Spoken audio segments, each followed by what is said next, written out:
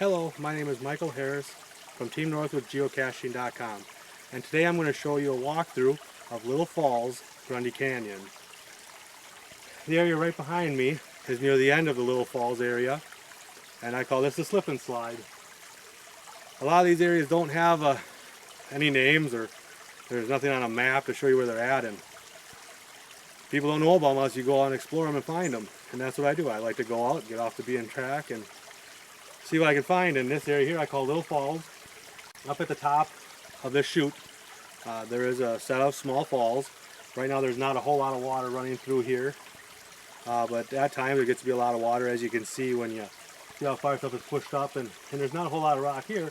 It's so nice and smooth, like a slip and slide. All the rocks are piled up at the bottom.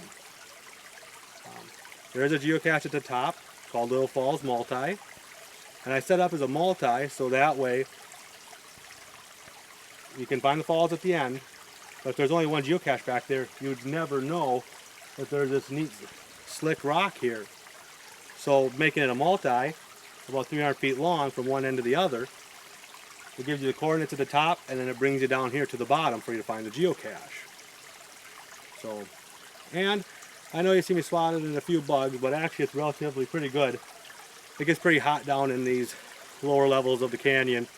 There ain't a whole lot of wind down here, so it always seems very humid, and there's usually a lot of mosquitoes during the midsummer and stuff like this. So actually it's pretty good compared to what I've seen it down in here. So this is Little Falls, Slip and Slide, in Grundy Canyon.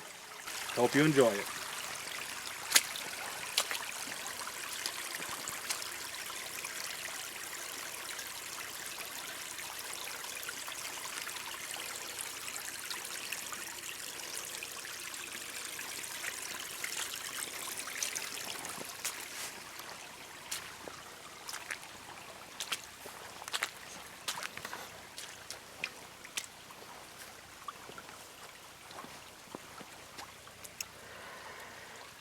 There are a lot of nettles and stuff on the shoreline, so you gotta be careful of those. And the rocks always like to roll and turn underneath your feet. And some can be quite slippery, so you gotta be careful walking through here. The nice part is this moss gives it a nice carpet on it, so you don't want to slip.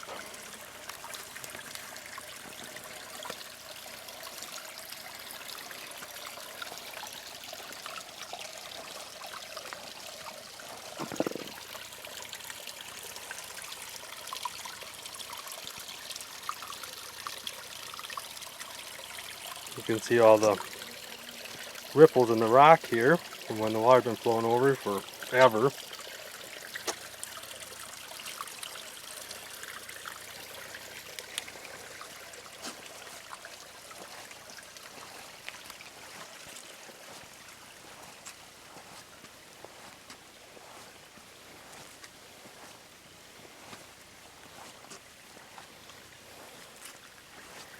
There's some more ripples.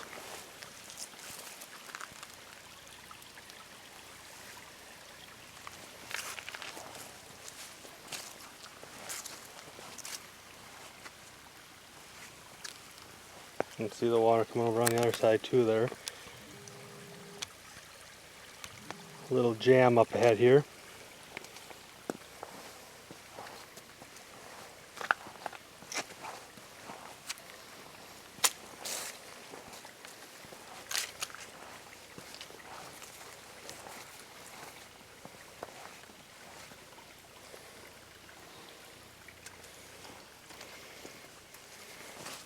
Definitely looks like there could be something living inside of there.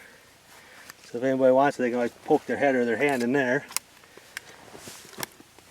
And this is a bunch of rock piled up here where these tree roots are on the tributary. And here's the one main outcrop that still holds together. It's still held together. It hasn't crumbled up and fallen all the way to the bottom here. Not to fall here. These slippery rocks.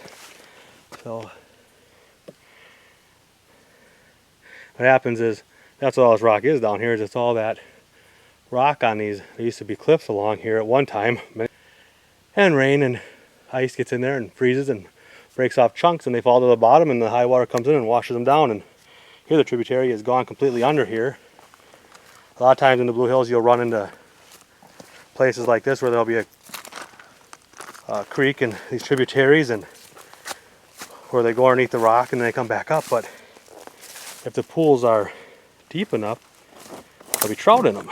And I fished them, and when you catch them, they're just jet black from not, if it's a drought and those fish don't get out of there in this dark woods with the canopy, those fish are almost black. They're little brook trout. You can barely even see the spots on them from being in there all summer.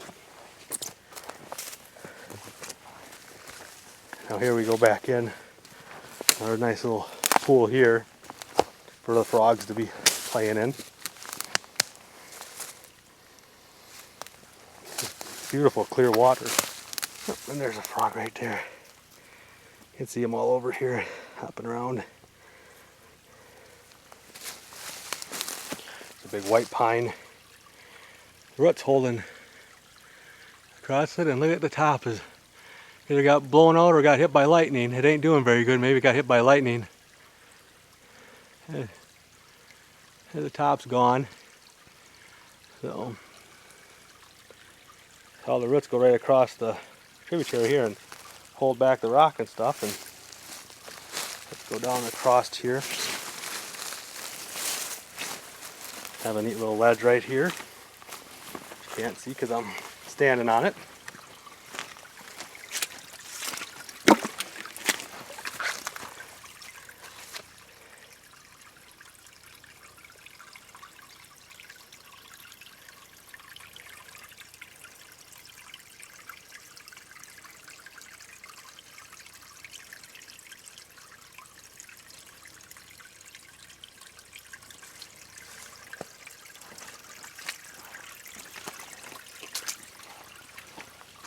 And right on the other side of the pine tree here is a nice big pool.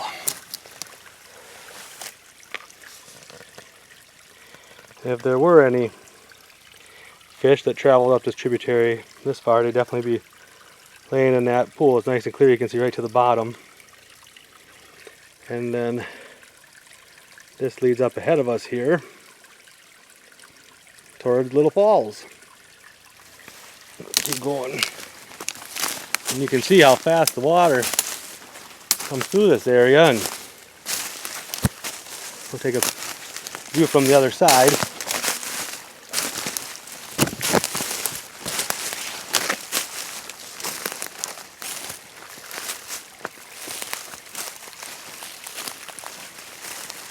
Back into the nice pool, and that's a very nice picture right there.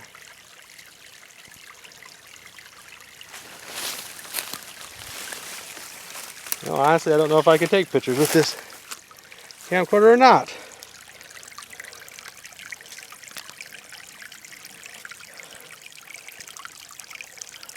Nope. There's another shot.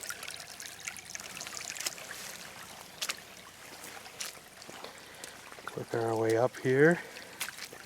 This ain't quite as nice as the slip and slide back there, but it's still nice and sloped rock, and it brings it right through.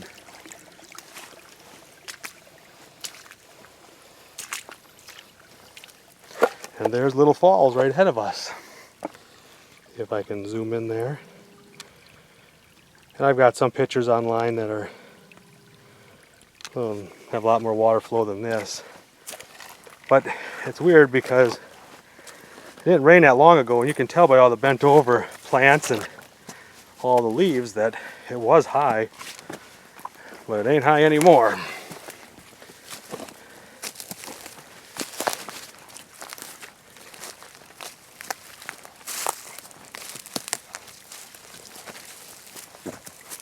There's the Little Falls.